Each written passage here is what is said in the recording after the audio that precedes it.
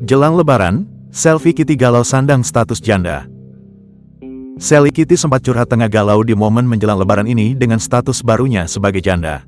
Selfie Kitty mengatakan cukup berat menyandang status janda untuk pertama kalinya.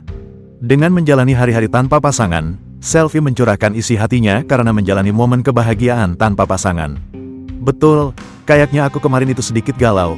Bukan sedikit, memang galau sih, ya teman-teman tahulah, kata Selfie Kitty pada Jumat, tanggal 5 April tahun 2024. Ibu anak satu itu menyalurkan rasa kesepiannya dengan banyak bekerja di program televisi. Pelantun lagu, Panggil Aku Cantik, itu mengaku lebih baik sibuk syuting daripada harus berlarut dalam kesendiriannya.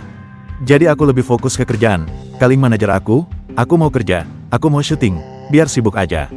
Tapi kan enggak lepas sama kewajiban anak lah, biar mengobati kehampaan, kesendirian di hidup ini dengan cara kerja aja, sambungnya.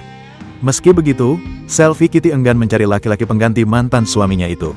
Ia tak mau terburu-buru untuk menjalin hubungan baru dengan seseorang. Wanita berusia 30 tahun tersebut mengakui dirinya trauma dengan perceraian yang dialaminya. Belum, cari pacar baru, nanti dulu. Kalau trauma mungkin ada, namanya rumah tangga, gagal, pasti ada sedikit trauma, tutupnya.